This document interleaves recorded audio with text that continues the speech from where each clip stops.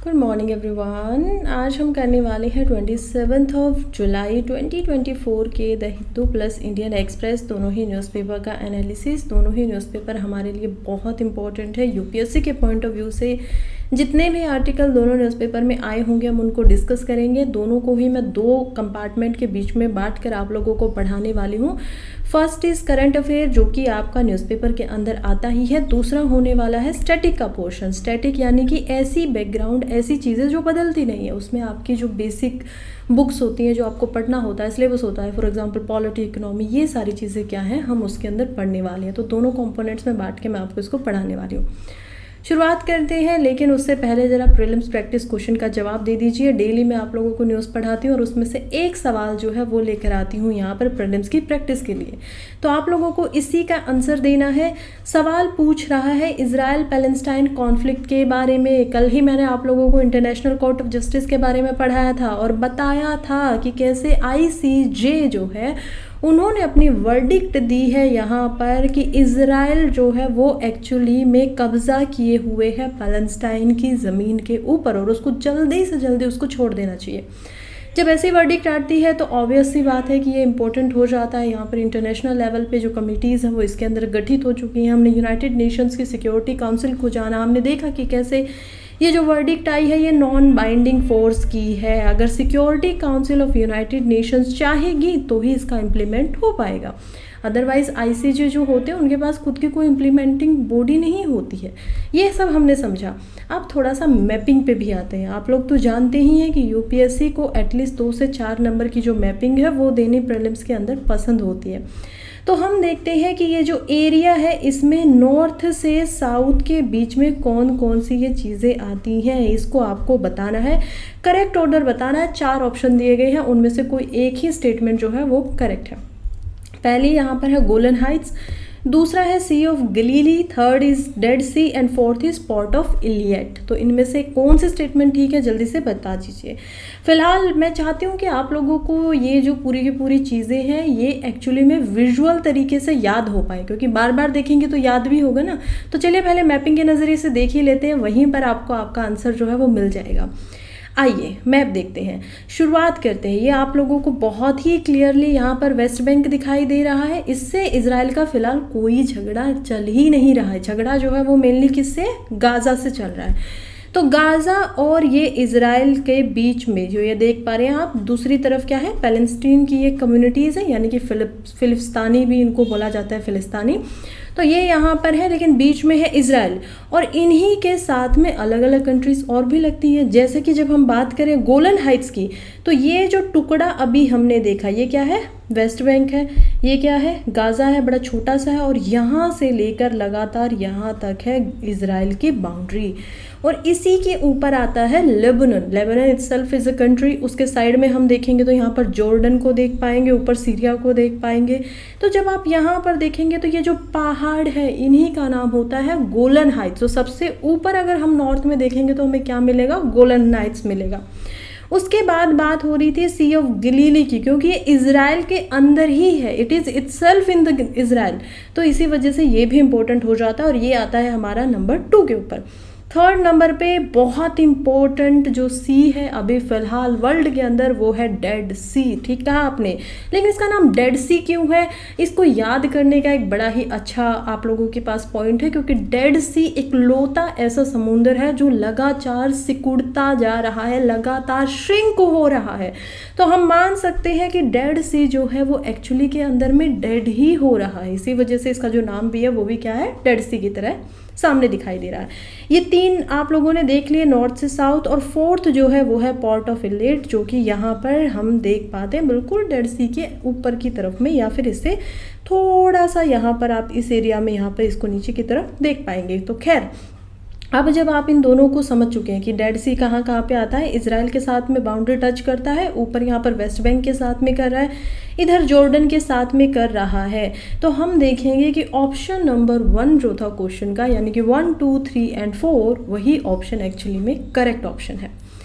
आगे बढ़ते हैं और आगे आज के पहले इम्पोर्टेंट आर्टिकल की तरफ आते हैं, क्योंकि हमें पता है कि 26 तारीख यानी कि कल के दिन के ऊपर ओलंपिक्स जो है पेरिस के अंदर शुरू हो चुके हैं और मैंने बहुत ही डिटेल में आप लोगों को पूरा ओलंपिक समझा दिया है, कब शुरू हुआ था, अब कैसे चलता है, साल में 2 बार होता है या फिर 2 साल में 1 बार होता है या 4 साल में 1 बार होता है। तो ये भी जो थोड़ी बहुत कंट्रोवर्सीज थी कि ये विंटर ओलंपिक क्या होता है, समर ओलंपिक क्या होता है, ये सब मैं ऑलरेडी आप लोगों को समझा चुकी हूँ कल।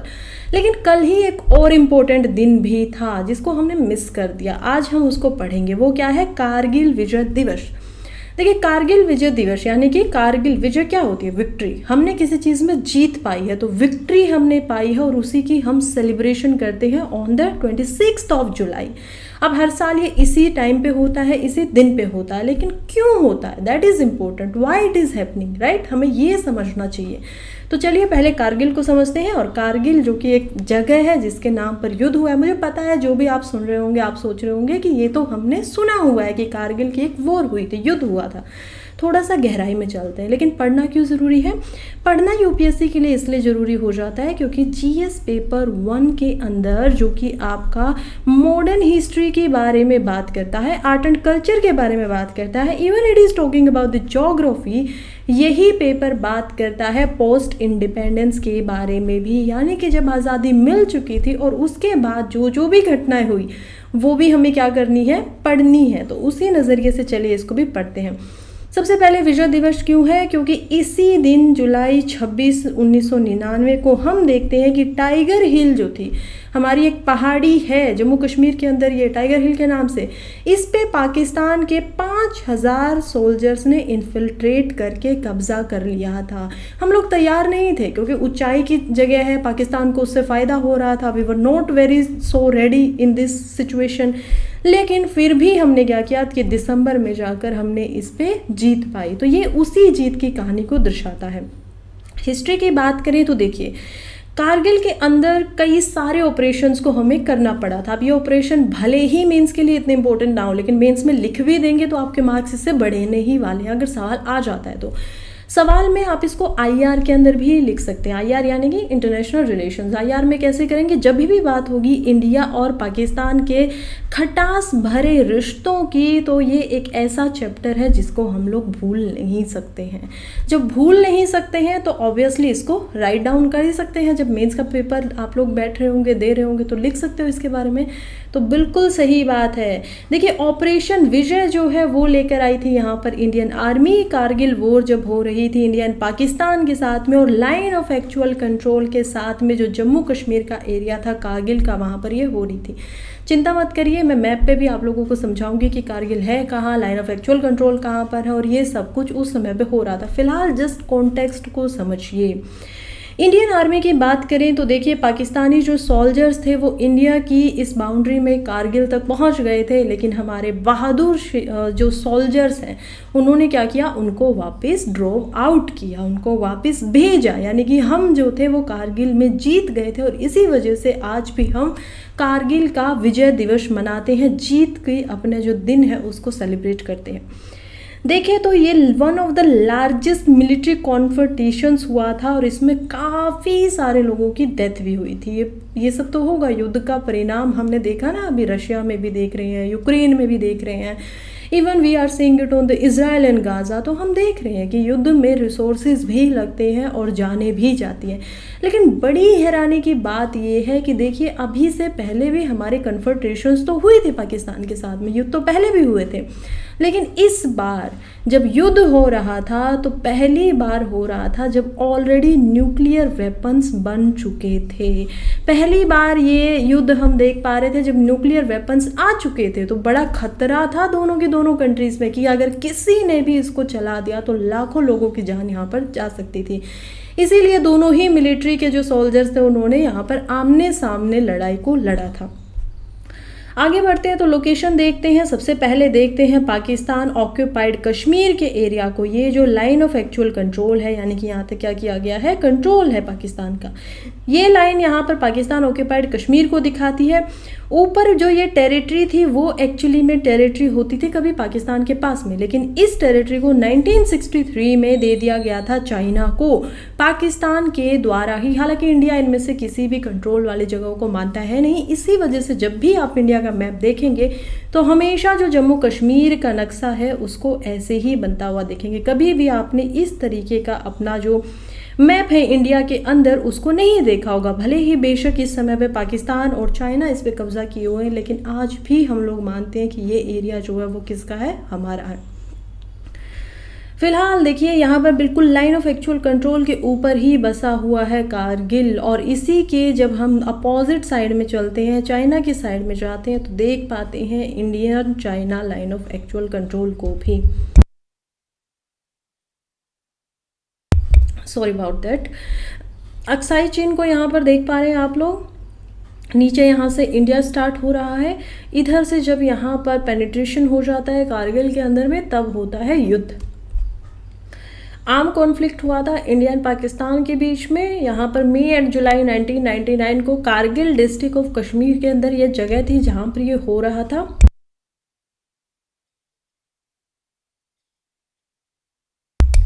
अगर हम बात करें कॉज ऑफ वॉर की, तो ये क्या था, infiltration of the Pakistan soldiers की वजह से ही ये पूरी की पूरी घटना यहाँ पर हो रही थी। देखिए ऑलमोस्ट अब ये पूरा का पूरा आप लोग समझ ही चुके हैं। अब हम बात कर लेते हैं लैंड ऑपरेशंस की, कि हमने इस लड़ाई में क्या क्या ऑपरेशंस किए थे उसको हम देखते हैं। इंडियन आर्मी का मैं ऑलरेडी आप लोगों को बता चुकी हूँ। ऑपरेशन विजय जो था वो यहाँ पर आया था।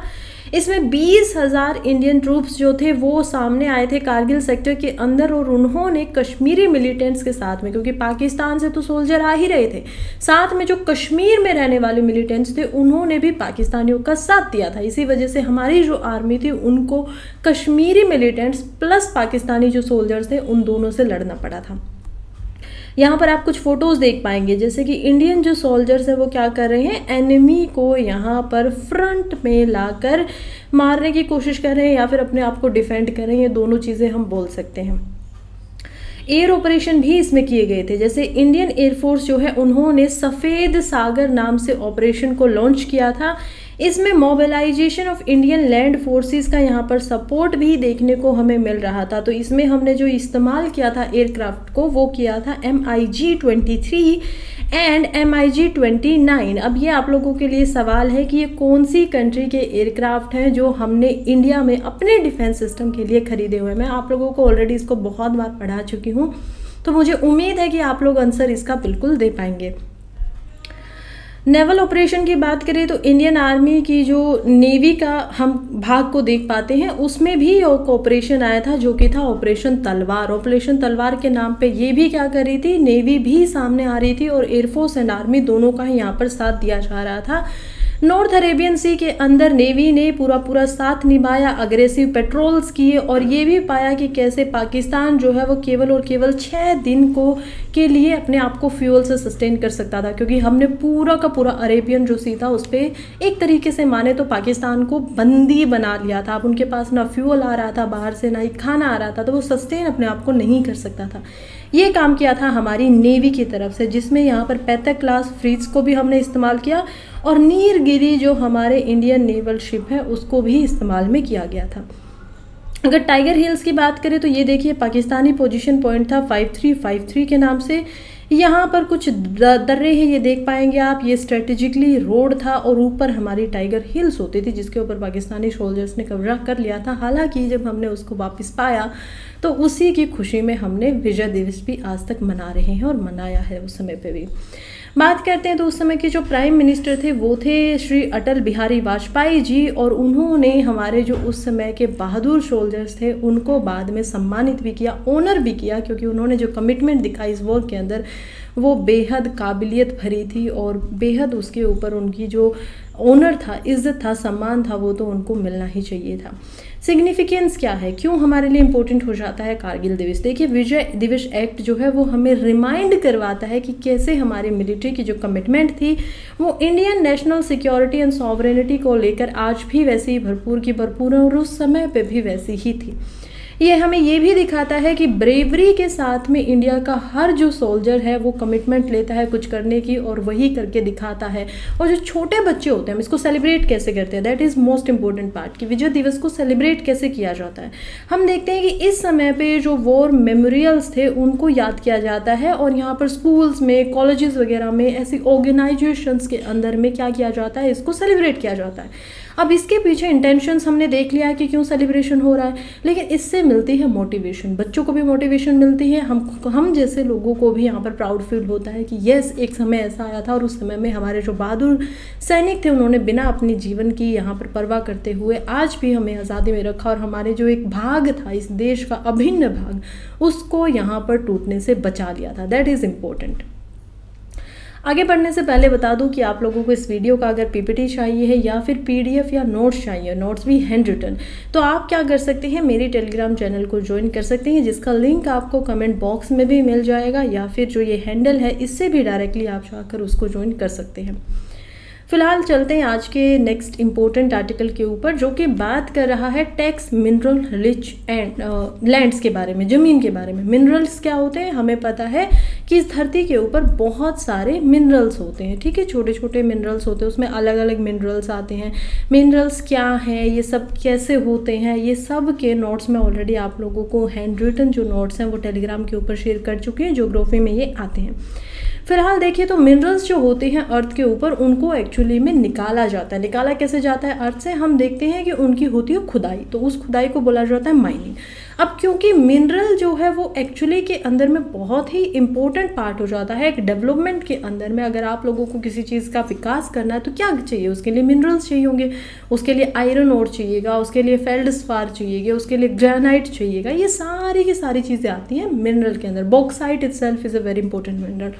तो जब इन सारी चीज़ों को निकालना होता है तो माइनिंग चाहिए होती है, और माइनिंग अगर करनी होती है तो आप या मैं, कोई प्राइवेट इंडिविजुअल तो जाकर माइनिंग नहीं कर सकते हैं, कर सकते हैं प्राइवेट भी, लेकिन उसके लिए परमिशन चाहिए होती है गवर्नमेंट से। और परमिशन कैसे मिलती है, परमिशन मिलती है थ्रू द लाइसेंस। आप लोगों को लेना होता है लाइसेंस। जब यहाँ पर लाइसेंस लिया जाता है तो उसके ऊपर जो रॉयल्टी ली जाती है क्या वो टैक्स होती है या टैक्स नहीं होती है, यही सवाल उठा था और इसी का जवाब दिया है सुप्रीम कोर्ट में कि रॉयल्टी जो होगी वो एक्चुअली में टैक्स की तरह तो काउंट बिल्कुल भी नहीं होगी। क्या रीज़न है इसके पीछे, इसके पीछे दूसरा आर्टिकल भी दिया गया है, हम ज़रा उसको भी एक बार अच्छे से समझ लेते हैं। चलिए, mining and power of state.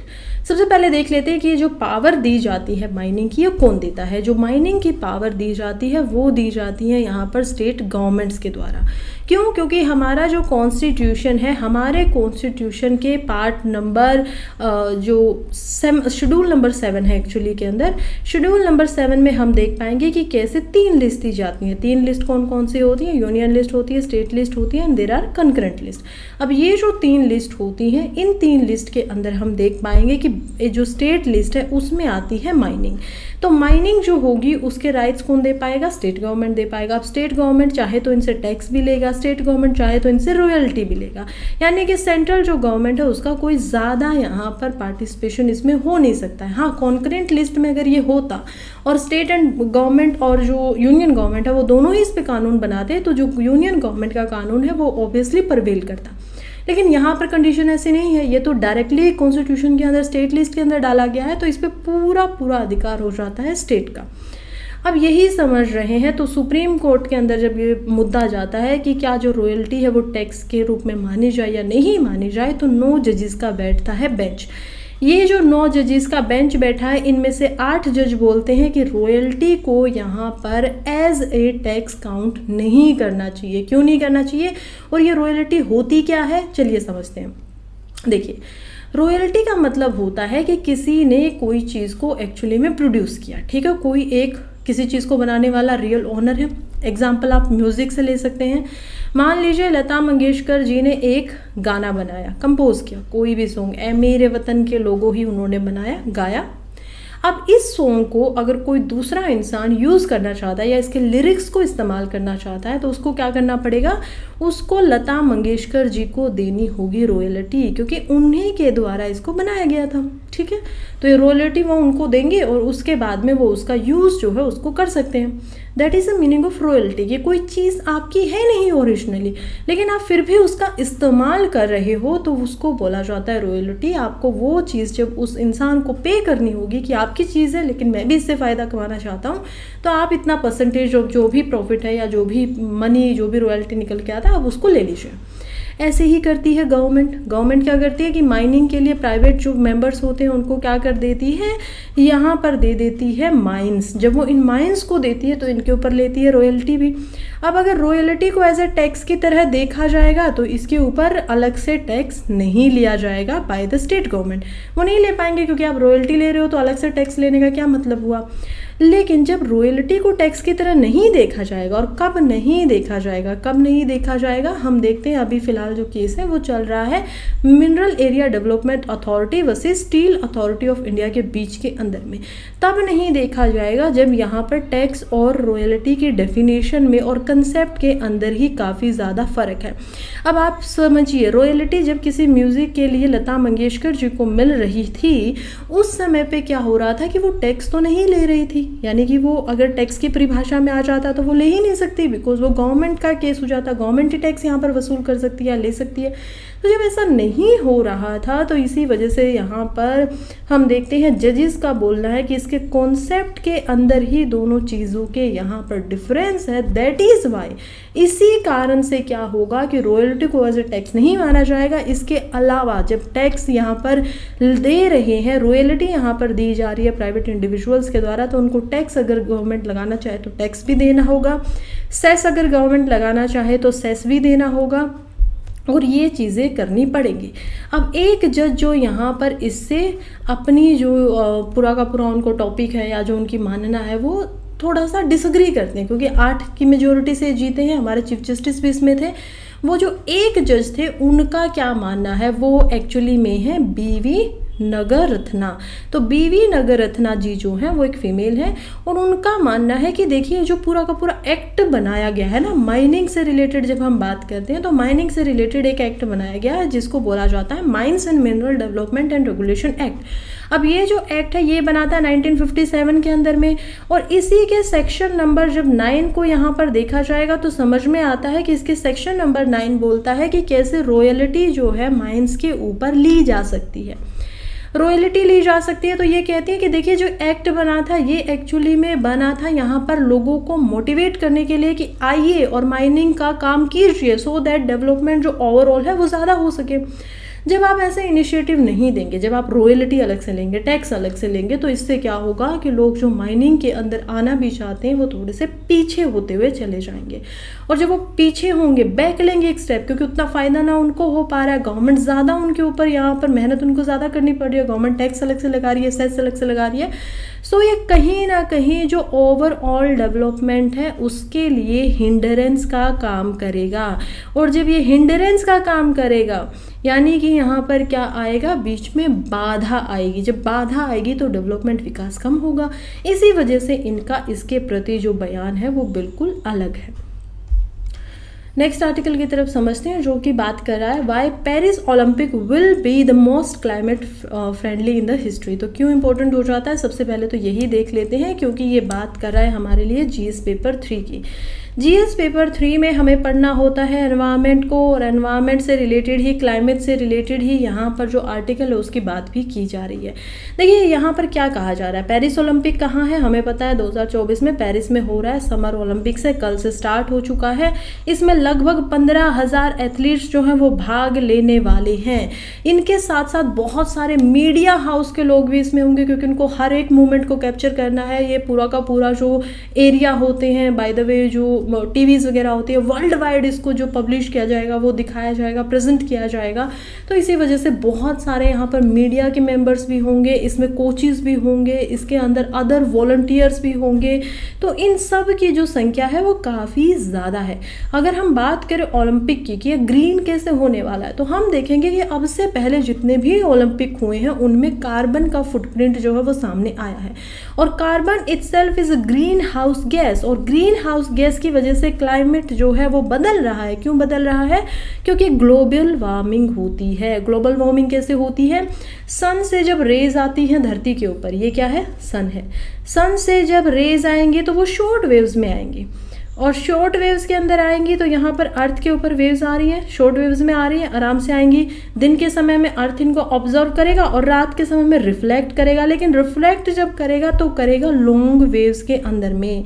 अब आपने ग्रीन हाउस को कभी देखा हो, अपनी वेजिटेबल्स वगैरह बनाने के लिए यूजुअली जो ठंडे इलाके होते हैं वहाँ पे इस्तेमाल किया जाता है, तो आप नोटिस करेंगे कि ग्रीन हाउस जो गैसेज होती हैं वो शॉर्ट वेव्स को तो अपने से सरपास करने देती है, आराम से चली जाती हैं, लेकिन लॉन्ग वेव्स जैसे ही वापस आती है वो उनको कर लेती हैं ट्रैप। और जैसे ही वो उनको ट्रैप करेंगी वैसे ही यहाँ का जो टेम्परेचर होगा वो क्या होना शुरू हो जाएगा?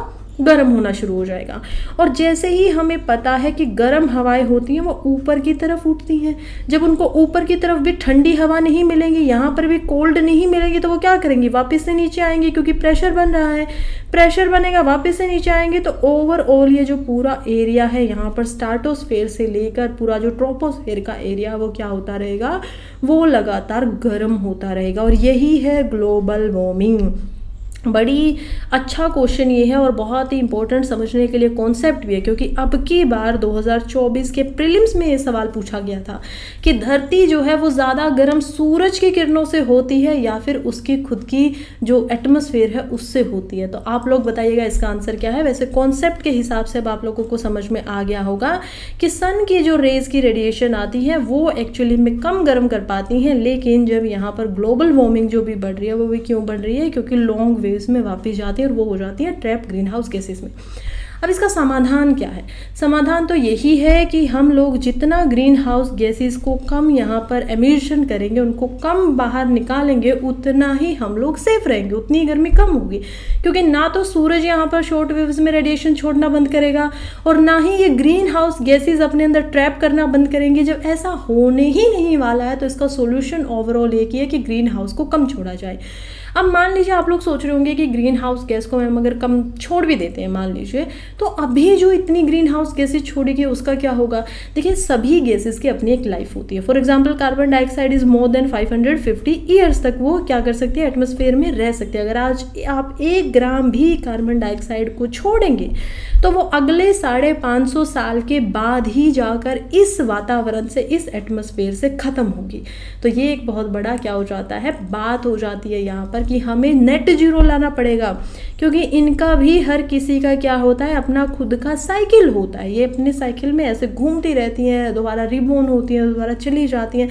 काफ़ी कम परसेंटेज में एटमॉस्फेयर में होती है। जैसे nitrogen is not a green gas, लेकिन वो क्या है? 79% तक हमारे एटमॉस्फेयर जो है उसमें है। उसके बाद ऑक्सीजन आती है, उसके बाद हम यहाँ पर आर्गन को देखेंगे, देन इसके बाद कार्बन डाइऑक्साइड आती है। तो ऐसे अलग अलग गैसेस हैं जिनके कंपोजिशन को हम हमारे एटमॉस्फेयर के अंदर देख सकते हैं।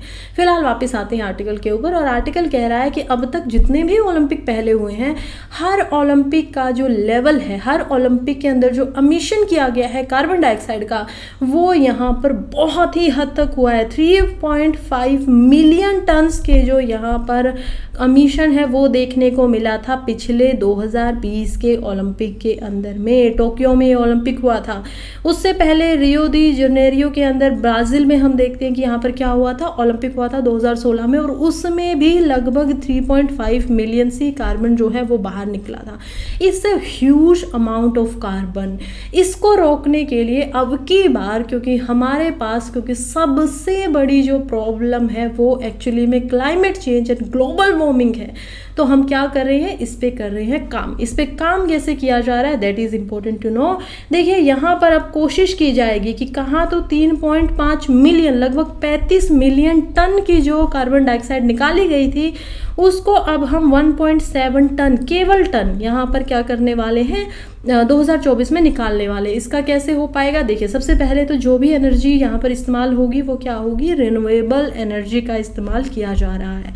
रिन्यूएबल एनर्जी का इस्तेमाल किया जा रहा है, दैट मीन्स या तो सन से बनने वाली यहाँ पर एनर्जी है, या फिर क्योंकि फ्रांस का एरिया है, थोड़ा ठंडा एरिया है, जियोथर्मल वहाँ पर बन सकता है ऑटोमेटिकली। अगर हम ग्राउंड के नीचे से देखेंगे तो हॉट स्पॉट्स वगैरह वहाँ पर ज़्यादा निकल आते हैं, वॉल्केनिक एक्टिविटी थोड़ी बहुत ठीक ठाक सी है। तो इसी वजह से क्या है कि जियोथर्मल एनर्जी टेक्नोलॉजी का भी इस्तेमाल किया गया है। दूसरी चीज़ का बात करें तो दूसरी चीज़ यहाँ पर जो इम्पोर्टेंट हो जाती है दैट इज़ इंफ्रास्ट्रक्चर। देखिए अभी क्या किया गया है ना कि जो भी यहाँ पर इंफ्रास्ट्रक्चर बनाया गया है वो कोई भी नया इंफ्रास्ट्रक्चर नहीं बनाया गया है। नया नहीं बनाया गया तो इसका मतलब पुराने का ही इस्तेमाल हो रहा है, और जो पुराने का इस्तेमाल हो रहा है वो सारी की सारी बिल्डिंग्स जो हैं उनको फिर से रीयूज़ किया जाएगा। अब जो भी ओलंपिक विलेज है उसके अंदर भी जो लगभग यहाँ पर 25,000 से ज़्यादा फ्लैट्स वगैरह हैं उनको भी यहाँ पर एज अ होम की तरह जो लोग हैं उनमें बाद में रहेंगे, ये काम किया जा रहा है। अब इंफ्रास्ट्रक्चर से इतना क्या फ़र्क पड़ता है, देखिए अब तक लगभग 33% जितना भी यहाँ पर कार्बन बाहर निकलती है वो इंफ्रास्ट्रक्चर की वजह से ही निकलती है, तो इसीलिए it's a very important part हम इसको बोल सकते हैं। फिर हम देखते हैं कि 2024 में ईटिंग के ऊपर भी काम किया गया है। ट्रांसपोर्ट के लिए भी देखेंगे तो आप देख पाएंगे कि कैसे ट्रांसपोर्ट में भी साइकिलिंग की सुविधा दी गई है। या तो पब्लिक ट्रांसपोर्ट से आप ओलंपिक की जो जगह है वहाँ से एक जगह से दूसरी जगह तक जा सकते हैं, या फिर आप साइकिलिंग के थ्रू जाइए, क्योंकि साइकिलिंग करेंगे तो उसमें ना तो वो इलेक्ट्रिसिटी से चलेगा ना ही उसमें फ्यूल का इस्तेमाल होगा, जिसकी वजह से हम देख पाएंगे कि कैसे जो यहाँ पर कार्बन है वो ज़्यादा बाहर नहीं निकलेगी। अब आप कहेंगे क्या इलेक्ट्रिक व्हीकल से भी कार्बन का इमिशन होता है? देखिए कार्बन का इमिशन मैं मानती हूँ कि इलेक्ट्रिक व्हीकल से नहीं होता है, दैट इज़ ट्रू, लेकिन इलेक्ट्रिसिटी बनाने में भी तो कार्बन निकल रहा है ना।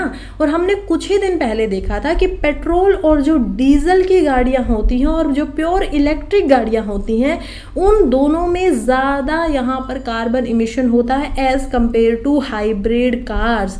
जब हाइब्रिड का आप इस्तेमाल करेंगे जिसमें पेट्रोल का भी इस्तेमाल कर सकते हैं, इलेक्ट्रिक का भी, उसमें कम इमिशन निकलता है। तो ये इसी वजह से इंपॉर्टेंट हो जाता है कि वहाँ पे इलेक्ट्रिक कारों को भी थोड़ा सा पीछे की तरफ धकेल दिया गया है। नेक्स्ट आर्टिकल की तरफ बढ़ते हैं जो कि एक वायरस है। अब क्योंकि यूपीएससी की पूरी आदत है हमसे डिजीज़ से यहाँ पर क्वेश्चन पूछने की, वायरसेस से क्वेश्चन पूछने की, तो क्योंकि कनाडा के अंदर अभी एक नया वायरस जो कि है लिस्टीरियोसिस के नाम से, तो लिस्टीरियस नाम का जो बैक्टीरिया है उसकी वजह से वायरस होता है, और ये जो वायरस हो रहा है ये कनाडा में फैल रहा है मीट खाने की वजह से। मोस्टली ये फूड के कंटेमिनेट होने की वजह से ही यहाँ पर होता है, तो फूड में कंटेमिनेशन जब ज़्यादा हो जाती है तो ये फिलहाल फैल रहा है। ये एक वायरस है, बस आपको इसका नाम याद रखना है, और नाम भी याद रखना है तो किस वजह से, प्रीलिम्स के फैक्ट की वजह से, और इसकी बहुत ज़्यादा इंपॉर्टेंस हमारे लिए है नहीं। नेक्स्ट आर्टिकल की तरफ बढ़ते हैं जो कि बात कर रहा है कि क्यों एआई जो है वो फ्यूचर के लिए कुछ सीरियस एनवायरमेंटल कंसर्न लेकर आ रहा है। अब ये दोनों ही पेपर जो हैं एक्चुअली में जीएस पेपर 3 में ही इंपॉर्टेंट होंगे। एक इसका भाग में इंपॉर्टेंट होगा साइंस एंड टेक्नोलॉजी में, जहाँ पर हम इसको ऑब्वियसली एआई के अंदर ही देखेंगे। दूसरा इंपॉर्टेंट हो जाता है एनवायरनमेंट के अंदर। दोनों ही को इंटरलिंक किया गया है कि ये टेक्नोलॉजी जो है, इनोवेशन जो है, डेवलपमेंट जो है वो कैसे एनवायरनमेंट को यहाँ पर खतरा पहुँचा सकता है, वो हमें समझना है। बात करें तो एआई की, एआई में क्या हो रहा है कि देखिए अभी गूगल ने अपनी एक रिपोर्ट को पब्लिश किया है। गूगल बताता है कि हमने जो पूरा इमिशन किया था पिछले साल में उससे 13% का इमिशन इस साल ज़्यादा हुआ है। इसके पीछे का कारण ये है कि क्योंकि एआई के जैसी जो हमारी चीज़ें हैं या फिर उनका जो डाटा है या उसको इस्तेमाल करने के लिए इंफ्रास्ट्रक्चर है, वो सारी चीज़ें एक्चुअली में इलेक्ट्रिसिटी का इस्तेमाल ज़्यादा कर रहा है। इवन जब आप एक सिंपल गूगल सर्च करते हो तो गूगल सर्च से जब एआई के ऊपर उसी का रिस्पॉन्स लेते हो तो वो लगभग यहाँ पर 20% ज़्यादा इलेक्ट्रिसिटी का इस्तेमाल करता है, यानी कि एआई जो है वो ज़्यादा इलेक्ट्रिसिटी का इस्तेमाल कर रहा है। जब वो इस तरीके से टिपिकली ज़्यादा इलेक्ट्रिसिटी का इस्तेमाल करेगा, और जब आप इमेज की यहाँ पर बात करोगे कि आपने इमेज जनरेटिंग रिस्पॉन्स की यहाँ पर बात की है, तो वो और भी ज़्यादा यहाँ पर इलेक्ट्रिसिटी का इस्तेमाल करेगा, जिसकी वजह से और भी ज़्यादा कार्बन का इमिशन होगा। और अब तो ये लगातार बढ़ता ही जाएगा क्योंकि एआई जो है वो लगातार सबकी लाइफ का एक पैटर्न बन चुकी है, अब सबके जीवन में आ चुकी है वो चीज़, और आगे अब ये और ज़्यादा आती रहेगी। तो ये एक कंसर्न अब सामने आ रहा है। इवन गूगल भी इसके बारे में बोल रहा है, और बहुत सारे ऐसे एनवायरनलिस्ट जो हैं, जो कि यहाँ पर एक्टिविस्ट भी हैं, उन सभी का इस बारे में यही बोलना है कि ये एक डेंजरस चीज़ है, गलत चीज़ है, जो कि इस तरीके से नहीं होनी चाहिए। लेकिन अब इसके ऊपर क्या किया जा सकता है? क्या हम डेवलपमेंट को, विकास को यहाँ पर होने से छोड़ दें, या फिर हम एनवायरनमेंट के ऊपर पूरा फोकस करें? क्या करें? आप लोग भी अपनी राय मेंस के लिए यहाँ पर कमेंट बॉक्स में दीजिएगा। फिलहाल ये यही बताता है कि लगभग यहाँ पर 2.6 ट्रिलियन जो है उसकी कॉस्ट सेविंग यहाँ पर क्या हो सकती है अगर ग्लोबल इमिशन जो हो रहा है 2030 तक, हम उसको कम करने की कोशिश करें तो इतनी कम इलेक्ट्रिसिटी हम लोगों को एटलीस्ट इतने कम पैसों की बनानी पड़ेगी। ये यहाँ पर इस आर्टिकल का सार है। नेक्स्ट आर्टिकल प्रीलिम्स के लिए ज़्यादा इंपॉर्टेंट है, इतना मेंस में कुछ है नहीं। देखिए 2 हॉल्स थे राष्ट्रपति भवन के, उनके नाम को बदल दिया गया है। क्यों बदल दिया गया वो भी ज़रा समझेंगे, पहले दोनों हॉल को देख लेते हैं। राष्ट्रपति भवन यानी कि जो प्रेसिडेंशियल यहाँ पर होम होता है, हाउस होता है, उसकी हम बात कर रहे हैं। और इसके अंदर 2 हॉल थे। एक जो हॉल था, एक का नाम यहाँ पर हम देखते हैं था दरबार हॉल और दूसरे का नाम था अशोका हॉल। तो अशोक जो हॉल है, ये अशोक हॉल है, इसका नाम बदल कर रख दिया गया है अशोका मंडप। तो अशोका क्योंकि मंडप जो होते थे वो टेम्पल्स के लिए भी इस्तेमाल किया जाता था, और हम टेम्पल आर्किटेक्चर जीएस पेपर 1 में ज़्यादा इन चीज़ों को देख पाएंगे, तो वहाँ पर भी हम इसको समझ सकते हैं।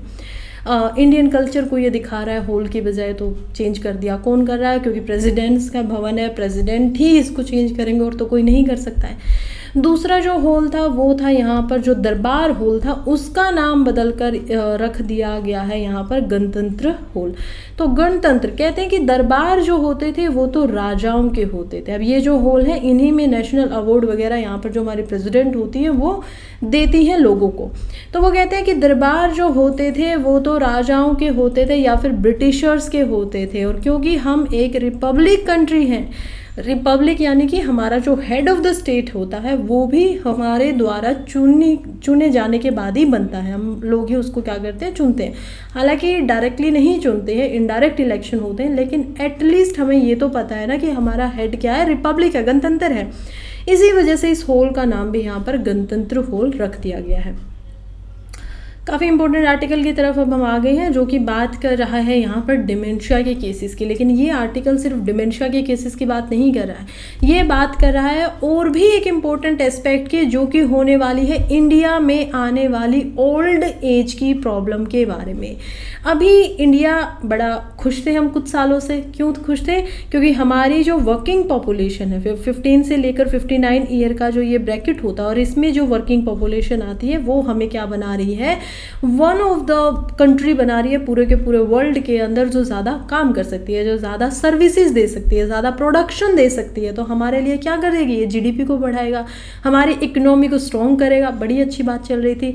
लेकिन अब समझ में आ रहा है कि आज के टाइम पे अगर देखें तो 2024 में लगभग हमारी पूरी पॉपुलेशन का 10% यानी कि ऑलमोस्ट 139 मिलियन जो लोग हैं वो क्या है, ओल्ड ऑलरेडी हो चुके हैं, वो बुजुर्ग हैं। यानी कि उनको हमारे सहयोग की ज़रूरत है अपना जीवन ठीक से करने के लिए, चलाने के लिए, पालन करने के लिए।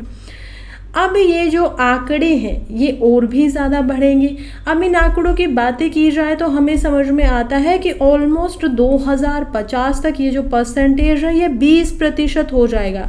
यानी कि भारत में रहने वाले 5 में से 1 इंसान जो होगा वो क्या होगा, इन 4 इंसान जो होंगे इनके ऊपर पूरी तरीके से आश्रित होंगे। अब ये पॉपुलेशन हमारी ओल्ड एज की तरफ इतनी जा रही है और ये और ज़्यादा जाती जाएगी। क्यों जाती जाएगी, कुछ आंकड़ों को देख लेते हैं। टोटल फर्टिलिटी रेट की बात करें, जो कि हमारे सर्वे भी बता रहे हैं, नेशनल फैमिली हेल्थ सर्वे भी इसको बता रहा है। इसके अलावा जो TFR का और सर्वेस किए गए हैं वो भी हमें समझ में आ रहे हैं नेशनल लेवल पे कि ये हो चुके हैं 2.0। अब 2.0 यानी कि रिप्लेसमेंट लेवल से भी ये थोड़ा बहुत नीचे आ रहे हैं। कुछ पेरेंट्स तो ऐसे होंगे जो 3 बच्चे भी करते होंगे, कुछ पेरेंट्स ऐसे भी होंगे जो 1 ही बच्चा करता होगा। 2 पेरेंट्स हैं, उनका अगर 1 बच्चा है तो यानी कि वो रिप्लेस नहीं कर पा रहा है 2 को। अगर उनकी 2 पेरेंट्स की डेथ होती है तो कल को 1 ही बचा उनके बाद में, तो रिप्लेसमेंट लेवल से कम है। इससे पॉपुलेशन तो बेशक डिक्लाइन होगी, लेकिन इससे एक बात ये भी तो हो गई है ना कि जो चिल्ड्रन है वो 1 है और उसके ऊपर जिम्मेवारी यहाँ पर 2 की आ जाती है, राइट। तो फर्टिलिटी रेट कम है, यानी कि आगे बढ़कर जब ये 20 से 30%, 40% जो पॉपुलेशन है वो वृद्ध अवस्था की तरफ जाती जाएगी, और जब हमारा फर्टिलिटी रेट कम होता जाएगा तो क्या होगा कि आश्रित जो लोग होंगे वह ज़्यादा होंगे। तो इसी वजह से हमें क्या करने की ज़रूरत है, काफ़ी सारे अभी हम लोगों को सोल्यूशन लाने की ज़रूरत है, पॉलिसी में रिफॉर्म लाने की ज़रूरत है। वाई? क्योंकि पॉलिसी में अगर हम अब रिफॉर्म नहीं लाएंगे तो प्रॉब्लम्स दिन प्रतिदिन बढ़ती ही जाएंगी। बुजुर्ग जो लोग होते हैं उनको हेल्थ से रिलेटेड प्रॉब्लम्स जो होती हैं वो थोड़ी ज़्यादा होती हैं। हेल्थ से रिलेटेड ही प्रॉब्लम्स नहीं, हम बात कर रहे हैं यहाँ पर डायमेंशिया की, हम बात कर रहे हैं उनको इकोनॉमी में पार्टिसिपेशन ना दे पाने की, हम बात कर रहे हैं उनकी लेसेंट कमीशन के द्वारा भी जो रिपोर्ट आई है 2020 के अंदर में, वो भी बताती है कि जो भी जनरेशन अभी सामने आ रहे हैं उनमें नई नई बीमारियां ज़्यादा देखने को मिलेंगी, क्योंकि ओबेसिटी रेट जो है वो इंडिया में बढ़ रहा है। हम देख रहे हैं कि फिजिकल एक्टिविटीज़ जो होती हैं वो भी इंडिया में काफ़ी कम है। अगर आप आज के समय में भारतीय महिलाओं को देखेंगे तो ऑलमोस्ट 1/3 यानी कि 33.3% जो इंडियन वुमेन्स हैं वो 39 से लेकर 46% की ओबेसिटी में ऑलरेडी आ चुकी हैं। मेल्स की बात करें तो वो 23 से 29% है। Yes, they are lesser than women. Reason behind that, उनको एम्प्लॉयमेंट पे जाना होता है, उनको काम ज़्यादा करने पड़ते हैं, दे आर थोड़ा टेंड ज़्यादा करते हैं फिजिकल फिटनेस की तरफ में। तो ये कुछ कारण है जो उनको ओबीज होने की जो संख्या है उससे थोड़ा महिलाओं से कम रखते हैं। अब जब ये होता जा रहा है तो इसका आगे आने वाला रिजल्ट क्या होगा? इसका आगे आने वाला रिजल्ट होगा या तो हाइपरटेंशन या डायमेंशिया, या फिर इसके अलावा ये सभी एक साथ हो सकते हैं। और इसके अलावा हम देखेंगे हार्ट रिलेटेड इश्यूज भी यहाँ पर दिखाई देंगे। डायबिटीज़ भी इन्हीं में से एक इशू है जो आएगा। डायबिटीज़, ये सारे के सारे ऑलमोस्ट ऐसे इशू हैं जो कि जेनेटिक्स हैं। आज अगर इन बुजुर्ग को होंगे तो उसके बाद में हो सकता है कि इनके जो बच्चे हैं उनको भी ऐसा कुछ हो गया हो, क्योंकि उस समय पे ओबीस थे जब ये पेरेंट्स बन रहे थे, फिर उनके बच्चों में भी ये जो होता है वो डबल होकर जाता है। जितना इनको प्रॉब्लम थी उनसे डबल जो होती है वो बच्चों में ट्रांसफ़र होती है। तो ये कहीं ना कहीं एक बड़ी चीज़ तो बन रही है अगर हम इंडिया के हिसाब से अब सामने आकर देखें तो। लेकिन अब करें क्या? पॉलिसी रिफॉर्म करना पड़ेगा। ऑब्वियसली पॉलिसी रिफॉर्म के अंदर क्या क्या करना पड़ेगा? सबसे पहले तो नेशनल लेवल के ऊपर हमें आकर हमारी एक पॉलिसी बनानी पड़ेगी बुजुर्ग लोगों के लिए। एजिंग जो पॉपुलेशन है उनके लिए हमें सामने आकर सोल्यूशन लाना पड़ेगा। अब उसके लिए की स्ट्रेटजीज क्या क्या हो सकती हैं? देखिए, सबसे पहले तो जो अभी की सबसे बड़ी बीमारी होती हुई नज़र आ रही है डिमेंशिया, यानी कि भूलने की जो बीमारी होती है, इसमें न्यूरो जो हमारा ट्रांसमिशन है वो थोड़ा सा डिक्लाइन करना शुरू कर देता है। उसको क्या करना है? उसको करेक्ट करना। उसके लिए क्या करना पड़ेगा? देखिए, ऐसी रिपोर्ट आई है लैंसेट के द्वारा कि अगर डिमेंशिया को पहले ही यहाँ पर डिटेक्ट कर लिया जाए तो उसको होने से रोकने के 40% तक यहाँ पर चांसेस होते हैं, यानी कि उसको रोका जा सकता है। तो डिटेक्शन के लिए हमें क्या करना पड़ेगा? टेस्ट करने की जो फैसिलिटीज़ हैं उनको थोड़ा बेहतर बनाना पड़ेगा। इंफ्रास्ट्रक्चर के ऊपर इन्वेस्ट ज़्यादा करना पड़ेगा। हेल्थ में हमें देखने को मिलेगा कि हम अपना इन्वेस्टमेंट यहाँ पर लेकर आएँ। 40% जो डिमेंशिया के केसेस हैं उनको हम प्रिवेंट कर सकते हैं मॉडिफायर रिस्क फैक्टर्स के साथ में। दूसरा, हमें हेल्दियर लाइफस्टाइल को भी प्रमोट करने की बहुत इंपॉर्टेंस यहाँ पर दिखाई देती है। हेल्दियर लाइफस्टाइल क्यों इंपॉर्टेंट हो जाता है? क्योंकि हेल्दियर लाइफस्टाइल अगर कोई भी रखेगा, न्यू जनरेशन्स भी रखेंगी, तो उससे क्या फ़ायदा होगा? उससे फ़ायदा यही होगा कि जो बीमारियां सामने आ रही हैं वो बढ़ेंगी नहीं, उनका नंबर जो है वो ज़्यादा नहीं होगा। हेल्दियर लाइफस्टाइल के अंदर क्या क्या हो सकता है? इसमें यहाँ पर एक्सरसाइज को इंक्लूड किया जा सकता है, हेल्दी फूड हैबिट्स को अवेयर किया जा सकता है लोगों को। फास्ट फूड इट्स बहुत ज़्यादा बूमिंग इंडस्ट्री बन रहा है फ़िलहाल के समय में, तो उसको रोकना होगा, समझाना होगा कि ये सब एट द एंड आप ही की हेल्थ के लिए नुकसानदायक है, ख़राब साबित हो सकता है। तो ये सब हमें करना होगा। और कैसे कर सकते हैं? ऑब्वियसली गवर्नमेंट को इसमें अपना जो रोल है वो निभाना होगा, साथ में मीडिया का भी रोल इसमें है, साथ में एजुकेटेड जो यहाँ पर बच्चे होते हैं, यू मी हम जैसे जो बच्चे, उनको भी क्या करना पड़ेगा? सामने आना पड़ेगा। सामने आकर अपने पहले तो पेरेंट्स को समझा सकते हैं, उसके बाद में जो नेबर्स होते हैं, एक्सटेंडेड फैमिली होती है, वहाँ तक ये सारी बातें की जा सकती हैं और वो लोग समझेंगे, बिल्कुल कोशिश करेंगे तो अगर हम तो तभी रिजल्ट आएगा। इसके अलावा किया जा सकता है कि गवर्नमेंट ऑफ इंडिया को भी यहाँ पर डेवलपमेंट करने की बहुत ज़रूरी है, खास करके कॉम्प्रीहेंसिव हेल्थ केयर इंफ्रास्ट्रक्चर की। और भी कुछ रिस्क फैक्टर होते हैं जिनको एड्रेस करने के लिए काफ़ी इंपॉर्टेंट है, जैसे कि एयर पोल्यूशन। मान लीजिए सारी चीज़ें कर ली हैं तो एयर पोल्यूशन सबसे ज़्यादा इम्पैक्ट कर रहा है लोगों को और ख़ास करके एजिंग पॉपुलेशन को, तो उस पर तो ऑब्वियसली ज़्यादा हम सबको भी काम करना पड़ेगा, साथ में गवर्नमेंट को भी काफ़ी सारे जो इनिशिएटिव्स हैं वो सब लेकर आने पड़ेंगे। इसके अलावा हाइपरटेंशन इटसेल्फ इज बिकमिंग काफ़ी बड़ी प्रॉब्लम, फिर उसके बाद ओबेसिटी को हम देख सकते हैं। तो इनको भी गवर्नमेंट को इसके लिए यहाँ पर नेशन वाइड कैंपेन बनाने ही पड़ेंगे लोगों के लिए, जैसे कि बेटी पढ़ाओ ऐसे कैंपेन्स बनाए गए थे और जिनका रिजल्ट हमें देखने को मिला है, चाहे वो 10 साल के बाद मिला हो, 15 साल के बाद मिला हो, लेकिन रिजल्ट सामने आए हैं। तो ऐसे ही यहाँ पर नेशन वाइड कैंपेन चलाने की काफ़ी इंपॉर्टेंस दिखाई देती है। नेक्स्ट आर्टिकल आप फिर से हमारे लिए हेल्थ में इंपॉर्टेंट हो जाता है। जीएस पेपर 3 के अंदर इकोनॉमी में हेल्थ का पोर्शन भी आता है, तो वहाँ पर हम इसको पढ़ेंगे, लेकिन फिलहाल के लिए देखेंगे कि क्या बात कर रहा है। देखिए, आर्टिकल कहता है कि अगर इंडिया में से सुसाइड को, आत्महत्या को अगर कम करना है तो क्या करना पड़ेगा, मेंटल वेलनेस की यहाँ पर पढ़ाई करवानी पड़ेगी, टीचिंग करवानी पड़ेगी। बच्चों को अवेयर के साथ साथ में, जागरूक के साथ साथ में शुरुआत से बताना पड़ेगा कि ये जीवन कठिनाइयों से भरा ही है।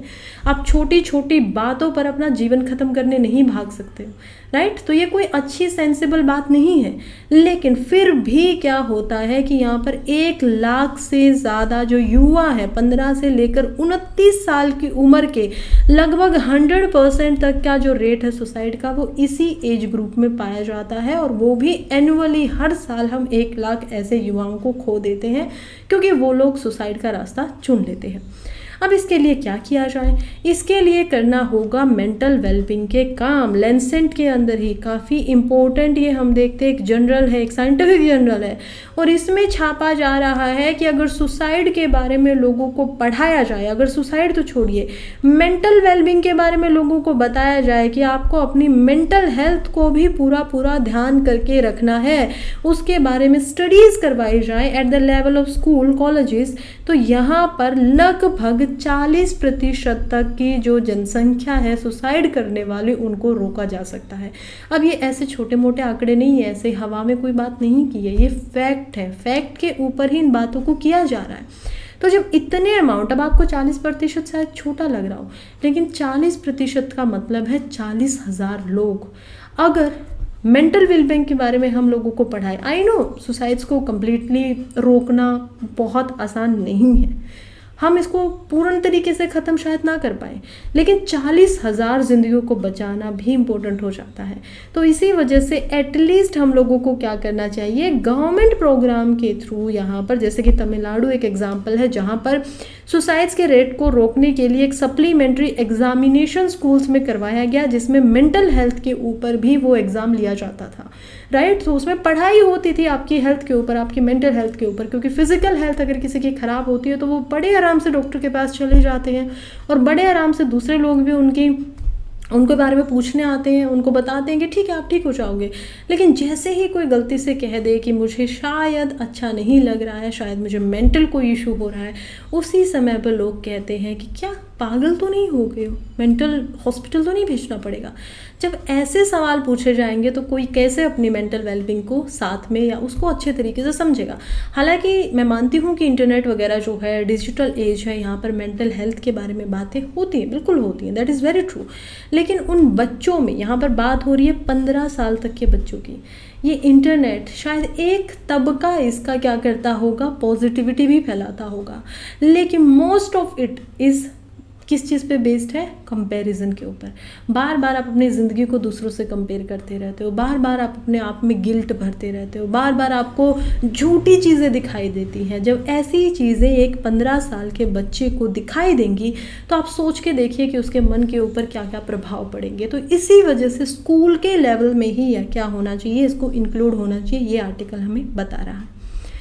नेक्स्ट आर्टिकल की बात कर रहे हैं जो कि है अबाउट इंटरनेशनल रिलेशंस। देखिए हमारे जो मिनिस्टर हैं, एक्सटर्नल मिनिस्टर एस जयशंकर की, वो गए हैं, मिले हैं चाइनीज़ काउंटर पार्ट वांग यिन से, वियतनाम में वो मिले हैं लाओस के अंदर।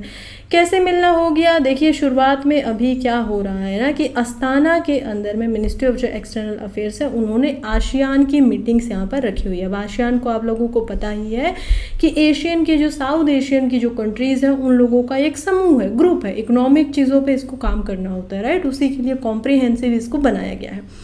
अब इसमें क्या हो रहा है, क्योंकि चाइना भी यहाँ पर आया हुआ था और इंडिया भी यहाँ पर आया हुआ है, दोनों ही country as a member state की तरह यहाँ पर आना चाहती थी, तो यहाँ पर इनके जो काउंटर पार्ट्स हैं उनकी मुलाकात होती है और मोस्टली जो बातें होती हैं वो होती है लाइन ऑफ कंट्रोल के ऊपर में, LAC line of actual control के ऊपर में जब यहाँ पर बात हो रही है, तो उन्हीं रिश्तों में क्या किया जा रहा है कि बायलैटरल जो रिलेशन है उनमें थोड़ी सी नॉर्मलिटी लाने की ज़रूरत है, थोड़ी सामान्यता हमें लाना पड़ेगा। बहुत लंबे समय से दोनों ही कंट्री का स्टैंड ऑफ चल रहा है, 5 साल ऑलमोस्ट हो गए हैं और होने ही वाले हैं, और भी अभी तक कोई भी यहाँ पर समाधान कोई बड़े लेवल पर दिखाई नहीं दे रहा है। तो इसी वजह से क्या है कि यहाँ पर मीटिंग्स हो रही थी। फिलहाल आगे बढ़ते और देखते हैं UPSC मेंस के हिसाब से कि पहला जो आर्टिकल है वो है लिंगायत के ऊपर। तो आप लोगों को पता है आर्ट एंड कल्चर आपको पढ़ना होता है GS पेपर 1 में, और लिंगायत के ऊपर जो लिंगायत है ये कौन है और क्या ये मुद्दा है, चलिए पहले इसको आराम से देख लेते हैं। देखिए ये आप जो यहाँ पर फोटो देख पा रहे हैं ये है बड़े ही फेमस प्रसिद्ध जो यहाँ पर गुरु है लिंगायत के, बासवाना जी उनकी। अब लिंगायत, अब इस वर्ड को ही ज़रा आराम से समझिए। लिंगायत जो शब्द है ये दर्शाता है कम्युनिटी को, एक ऐसी कम्युनिटी जो काफ़ी समय पहले लगभग 12वीं सेंचुरी के अंदर में सामने आती है और उनके अलग अलग यहाँ पर भरोसे होते हैं, ठीक है। वो लोग कास्ट को नहीं मानते हैं, वो लोग बहुत सारी ऐसी चीज़ों को झुटला देते हैं जो उनको ठीक नहीं लगती है कि सोसाइटी में होनी चाहिए। वुमेंस को वो इक्वलिटी देना चाहते हैं। 12वीं सदी की हम यहाँ पर बात कर रहे हैं, तो इट्स ए ह्यूज स्टेप उस समय पे। तो बासवाना जी आते हैं और इस कम्युनिटी को बताते हैं। अब ये जो कम्युनिटी थी लिंगायत की, ये ऐसी कम्युनिटी थी जो शिव जी को यहाँ पर मानती थी। उनके जो गॉड थे वो शिव थे और वो लिंगायत भी इसी वजह से माने जाते हैं क्योंकि वो लिंग के रूप में शिव जो थे उनको मानते थे और अपने शोल्डर के ऊपर से उनको पहनते थे अपने गले के अंदर में। अब क्या हो रहा है, अब जो ये लिंगायत हैं कर्नाटका के अंदर रहते हैं और वो लोग डिमांड कर रहे हैं रिजर्वेशन की ये डिमांड कर रहे हैं, OBC कोटा मांग रहे हैं। खैर इसके ऊपर हमारे लिए इतना इंपॉर्टेंट नहीं है, reservation itself is a different topic. फिलहाल आर्ट एंड कल्चर में इसको पढ़ रहे हैं तो इसका यही देख लेते हैं कि ये जो रिजेक्ट कर रही थी हिंदू सब कास्ट वगैरह को, ये सब हम इसमें देख पाते हैं। बासवन्ना जी की अगर बात की जाए तो बासवन्ना जी जो थे वो एक इंडियन फिलोसोफर थे, पोइट रह चुके हैं, सोशल रिफॉर्मर भी इनको बोला जाता है क्योंकि इन्होंने लिंगायत जो सेक्ट है उसकी स्थापना ही की थी, एस्टैब्लिशमेंट ही की थी, और इन्होंने ही एंटी कास्ट मूवमेंट भी यहाँ पर चलाया था 12वीं सदी के अंदर में, क्योंकि उस समय पे हम देख रहे हैं कि कैसे रिवाइवल भी एक तरीके से हो रहा था यहाँ पर हिंदुइज्म का। जस्ट जो बुद्धिज़्म है, जैनिज़्म है, वो थोड़ा सा कम होना शुरू हो चुका था। पोस्ट मेडिवल की यहाँ पर बातें चल रही है, 7th से लेकर 12th सेंचुरी जो है, 7 ईसा पूर्व से लेके 12वीं जो ईसा पूर्व है उस समय तक हम देख रहे हैं कि जो ब्राह्मणवाद था या जो हिंदुइज्म था उसमें भी रिवाइवल जो है वो हो रहा था। तो उस समय पे ये सामने आते हैं, एंटी कास्ट मूवमेंट को चलाते हैं। ऑर्थोडॉक्स जो रिचुअलिस्टिक हिंदू प्रैक्टिसेस होती थी उनको भी ये क्या कर देते हैं, रिजेक्ट कर देते हैं। इनके टीचिंग्स जो थी वो प्रिंसिपल ऑफ अरिविया के ऊपर डिपेंड करती थी। अब ये क्या है, इसका मतलब होता है ट्रू नॉलेज। इनकी जो अगेन टीचिंग थी वो बात करती थी यहाँ पर आचारा के ऊपर भी। आचरा यानी कि आचारा, आपका जो आचरण क्या है वो क्या था, राइट कंडक्ट, कि आपको क्या करना है, उचित तरीके से आचरण अपना करना है। ये बात करते थे डिवाइन एक्सपीरियंस की, भक्ति डिवोशन की, जनना यानी कि नॉलेज वगैरह के बारे में, क्रिया यानी कि एक्शन के ऊपर भी। नेक्स्ट इंपॉर्टेंट आर्टिकल है GS पेपर 2 से। यहाँ पर हम देखते हैं ministry of youth affairs and sports की जो मिनिस्ट्री है वो क्या कर रही है, उन्होंने इनिशिएटिव लिया है कृति प्रोग्राम का। अब ये जो कृति प्रोग्राम को आप देख पा रहे हैं, इस प्रोग्राम के अंदर क्या किया जाएगा कि यहाँ पर जो खेलो इंडिया का गेम होता है उसी में से लगभग जो स्कूल गोइंग बच्चे होते हैं जिनकी एज यहाँ पर 9 से 18 साल के बीच में है, उनमें से यहाँ पर स्पोर्ट्समैन जो बच्चे बन सकते हैं उनको सिलेक्ट किया जाएगा, उनको इनिशिएटिव दिए जाएंगे, उनको स्कॉलरशिप दी जाएगी ताकि वो अच्छे से अपनी प्रिपरेशन कर सकें और ग्लोबल लेवल के ऊपर जैसे ओलंपिक है वैसे ही काफ़ी सारे मेडल लाकर यहाँ पर भारत का नाम भी रोशन कर सके। तो ये हम देख पाते हैं। ICT बेस ये होने वाला है, कंप्यूटर बेस्ड, इसमें टेस्ट वगैरह भी इन बच्चों का लिया जाता है, इनको सिलेक्ट किया जाता है। Khelo India rising talent identification program जो है वो कृति की यहाँ पर पूरी की पूरी फुल फॉर्म भी बन जाती है। नेक्स्ट हमारा आर्टिकल काफ़ी इंपॉर्टेंट हो जाता है साइंस एंड टेक्नोलॉजी से। क्यों इंपॉर्टेंट हो जाता है, देखिए यहाँ पर हम बात कर रहे हैं भारत 6G विजन की। अभी तक तो लोग बातें कर रहे थे 5G के बारे में, अब आने वाला है 6G भी। और कैसे आने वाला है, PIB से ये न्यूज़ जो है वो मुझे पता चली। और हम देखते हैं कि जो centre for development of telematics है CDOT, वो क्या कर रहा है, वो एक्चुअली में IIT रुड़की के साथ में एंड IIT मंडी के साथ में यहाँ पर टाई अप कर रहा है। दोनों चीज़ें एक दूसरे के साथ में जोड़ी जा रही हैं, जिसमें वो self free 6G access point बना रहे हैं कि ठीक है, आप लोग क्या करोगे, आप लोग अपने फ़ोन में बेसिक ना डालिए, लेकिन एक्सेस पॉइंट आप कहीं पर जा रहे हो, किसी जगह के ऊपर इन पॉइंट्स को बनाया जा रहा है। That is we are talking right now here. इसके अंदर क्या होगा, multi platform next generation network लेकर आया जाएगा। रिसर्च एंड जो भी डेवलपमेंट उसके लिए फाइनेंस किया जाएगा। इनोवेशन सॉल्यूशंस इसमें होंगे, 6 पिलर लेकर आए गए हैं। इसमें स्पेक्ट्रम की आइडेंटिफिकेशन होगी, इकोसिस्टम बनाया जाएगा, स्टैंडर्डाइजेशन भी इसमें किया जाएगा।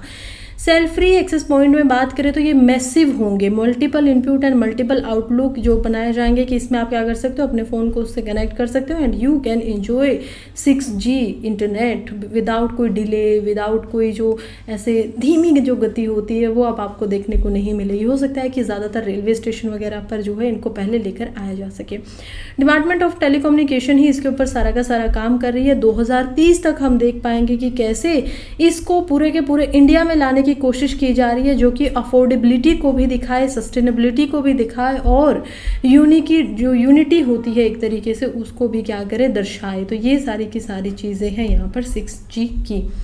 प्रीलिम्स के लिए चलते हैं और बात कर रहे हैं ललमा 3.1 की। अब ये क्या है, चलिए समझते हैं। देखिए, ये एक्चुअली में मेटा की तरफ से आई हुआ उनका लेटेस्ट AI का मॉडल है। तो सबसे जो बेस्ट मॉडल यहाँ पर अभी आया है AI की तरफ से वो है ललमा 3.1 405B। ये इसका पूरा का पूरा यहाँ पर नाम हमें दिखाई देता है। ये एक ओपन सोर्स AI है, कोई भी इसको इस्तेमाल कर सकता है। ओपन सोर्स है, आप ऑनलाइन जा सकते हैं। इसमें नई नई डोमेन्स हैं, फ्लेक्सिबल ट्रांसफ़र हो जाता है, लर्निंग वगैरह का स्टोरेज रखने के लिए भी इसमें कैपेसिटी है और भी इसमें काफ़ी सारी चीज़ों का इस्तेमाल होता है। इसका ये क्योंकि AI का मॉडल है और सबसे लेटेस्ट मॉडल है, तो हम ये देख पाते हैं कि कैसे इसमें जो आर्टिफिशियल इंटेलिजेंस टेक्नोलॉजी है वो कमर्शियल के लिए भी और नॉन कमर्शियल यूजर्स के लिए भी दोनों ही जगह पर ओपन सोर्स यहाँ पर अवेलेबल करवाई गई है ऑलरेडी। अब हम बात करने वाले हैं नेक्स्ट आर्टिकल की, जो कि आज का लास्ट हमारा आर्टिकल भी होने वाला है। ये जो आर्टिकल है ये बात कर रहा है अफ्रीका के लाइबेरिया की। लिबेरिया जो कंट्री है वो एक्चुअली में यहाँ पर क्या हो रहा है कि यहाँ पर आ चुकी हैं फ्लड्स, बाढ़ आ चुकी है, जिसकी वजह से यहाँ पर जो सेनेट है यानी कि यहाँ की जो पार्लियामेंट है उसके अंदर से ऐसी कोशिश की गई है कि उसको रिलोकेट करना चाहिए किसी दूसरे शहर के अंदर, जो कि मोनरोविया है, कैपिटल ऑफ लिबेरिया है, क्योंकि लगातार यहाँ पर बार बार बाढ़ आती ही रहती है। अब ये चीज़ है, तो चलिए मैप के सहारे इसको ज़रा आराम से समझते हैं। ये आप अफ्रीकन जो महाद्वीप है उसका पूरा का पूरा मैप देख पा रहे हैं। यहाँ पर वेस्टर्न साइड में, वेस्ट जो साउथ आप देख पाएंगे, यहाँ पर आपको क्या दिखेगा, लिबेरिया एज अ कंट्री दिखाई देगी। मोनरोविया इसकी कैपिटल है। ये बाउंड्री लगाती है अपनी ऊपर साइरिया लियोना कंट्री के साथ में। इसकी बाउंड्री आइवरी कोस्ट के साथ में भी लगती है, जहाँ पर गोल्ड और जो कोकोआ होता है वो क्या होता है यहाँ पर पाया जाता है, जिससे चॉकलेट बनाई जाती है। काफ़ी फेमस है आइवरी कोस्ट, इसी वजह से ये कंट्री जो है बार बार जानी भी जाती है। इसमें हम देखेंगे कि अटलांटिक ओशन से इसकी जो वेस्टर्न पूरी की पूरी बाउंड्री है उसको टच करती है। इसके अलावा इसमें मेजर एक्सपोर्ट क्या क्या करती है ये कंट्री, ये यहाँ पर आयरन पाया जाता है, आयरन के और रबर यहाँ पर उगाई जाती है। ट्रॉपिकल रीजन्स आता है, आप लोगों को पता है ये इक्वेटर की लाइन है, तो इससे ऊपर क्या है, ये ट्रॉपिक ऑफ कैंसर के बीच में आती है। इसमें हम देखते हैं कि tropic of cancer already pass नहीं कर रही है, बस मैं आपको बता रही हूँ क्योंकि 6.5 डिग्री से यहाँ पर हम इसको कर सकते हैं ना, 23.5 डिग्री से लेकर और इक्वेटर तक, और ये पूरा का पूरा ट्रॉपिकल रीजन है। इसमें कोकोआ तो मिलता है, साथ ही में यहाँ पर कॉफ़ी बीन्स भी पाई जाती हैं, यही इसकी मेन पहचान जो है वो बनाती है। खैर, फिलहाल आज की वीडियो हमारी यहीं पे ख़त्म होती है। थैंक यू सो मच जो भी अभी तक मेरे साथ जुड़ा हुआ है, आप सभी को दिल से धन्यवाद। कल फिर से मिलते हैं सुबह 5 बजे। तब तक के लिए पढ़ते रहिए, आगे बढ़ते रहिए। All the very best, tata, bye bye.